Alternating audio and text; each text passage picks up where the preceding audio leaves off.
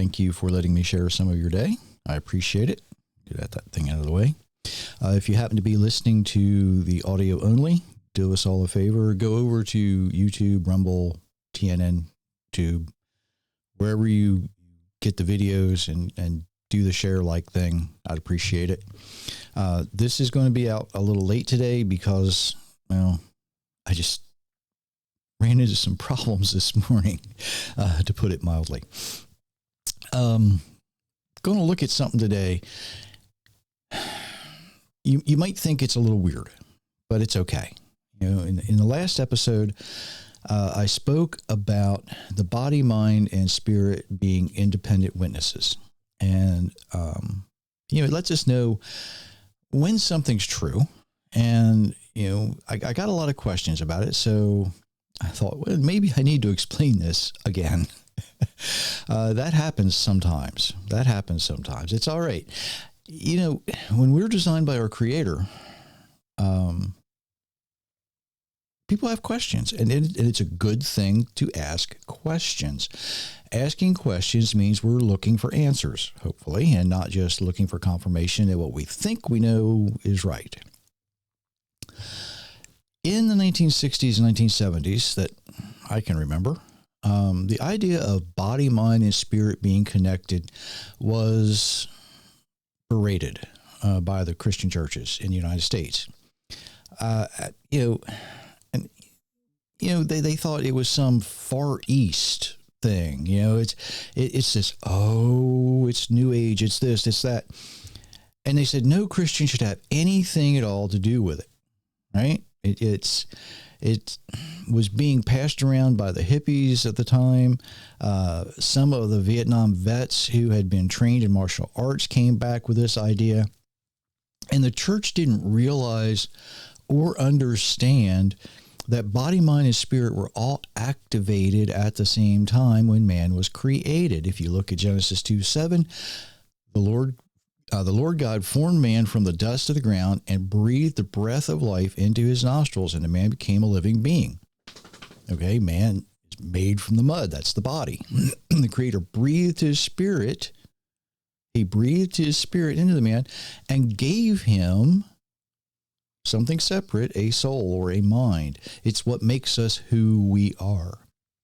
But because the church didn't understand this, they didn't have any idea how to properly instruct anybody to respond to it.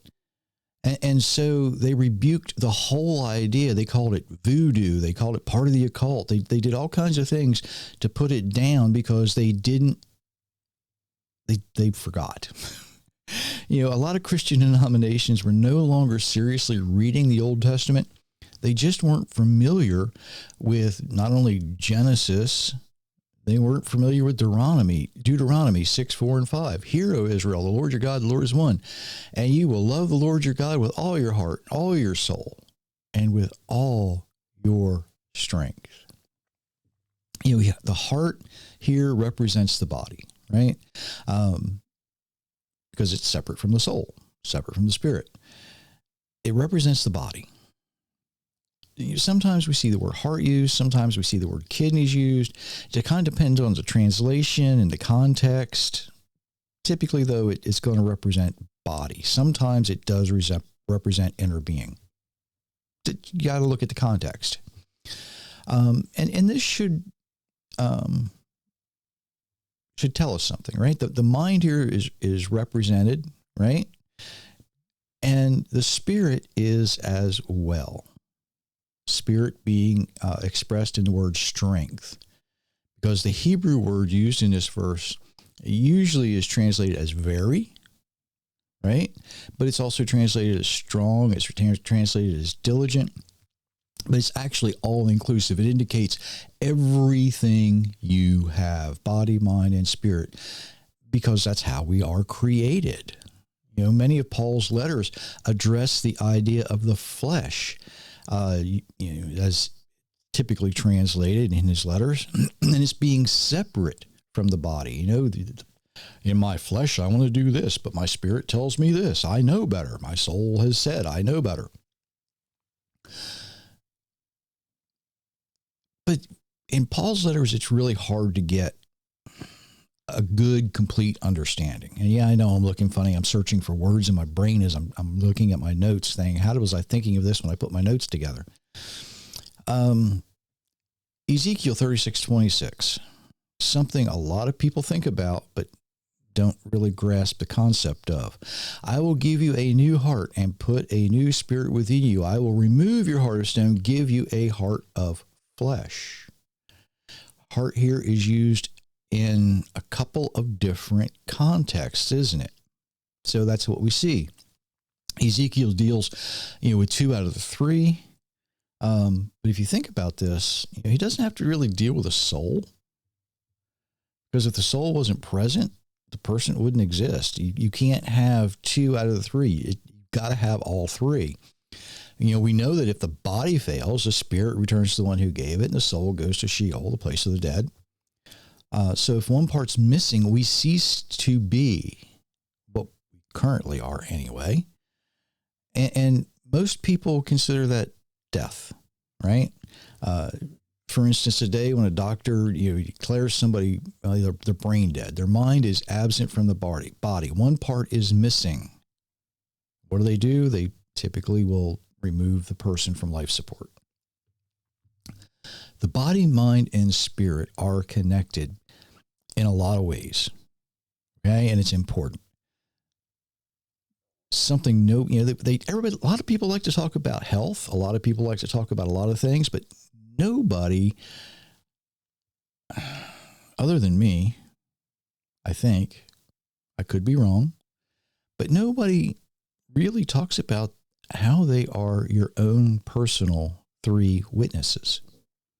Did you know that? Did you know that you are designed with your own personal 3 witnesses, mind, body, and spirit? You see, when we read something or we see something or we hear something, how do we know that what we're reading or what we receive is true? The body sees it or hears it, right? The mind then processes the information, but it is the spirit that discerns that information. Wow, that's a concept, isn't it? Think about it this way. If we pay to go watch a magic show, we're going to go watch this magician. We go in knowing it's an illusion, right? So even though our eyes, our body, it sees this, it sees things, it sees how the trick is done quite often, but our mind is saying, you paid to get in here. You paid to be fooled. You paid to have somebody trick you. And so your mind doesn't always allow your body to show everything, right? You receive the information that your mind wants you to know. That might sound a little weird. Well, of course I saw what I was looking at. Did you? Have you ever talked to someone maybe involved in law enforcement or investigation, and you say, this is what I saw, and they look at you, are you sure that's what you saw? Yeah, that's what I saw. Because eyewitnesses are not always accurate in their information. Your mind sometimes doesn't connect and process. Well, it processes properly. It just doesn't want to show you some things. Hopefully that makes sense. And that's a lesson for a whole other time by a whole other person. Okay? Books have been written about that.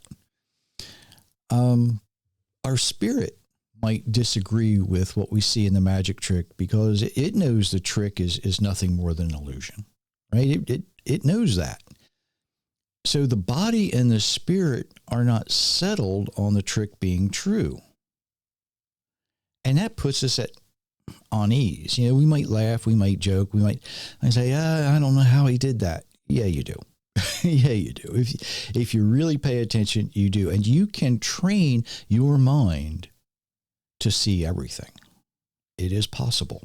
It is possible. So let's put this into how do we read the Bible? How do we hear a message and be able to understand and discern what's true? The body reads the words. The body hears the message. The mind processes the information while the spirit discerns. So if we read something, if we hear something that we think, well, that doesn't make sense, the mind, the body, and the spirit do not agree. And then we have a decision to make. We have a very important decision to make. First, is what is written or what we heard true or not? Right? That's a possibility. Maybe number two, maybe the way we read it or the way we heard it was wrong. And there's a third possibility that I'm going to talk about. Is our mind attempting to process previous information and then include that information or exclude that information from what we're reading or what we're hearing? Are we reading it through a bias? Are we hearing it through a bias? Are we really hearing what's being said, or are we sort of interpreting what's being said the way we want to interpret it? Are we, let's just say, are we reading it? Are we reading what's there, or are we reading into what's there? Only when the mind and the body and the spirit agree and are at peace with the information we have received should we consider that information that was presented as true.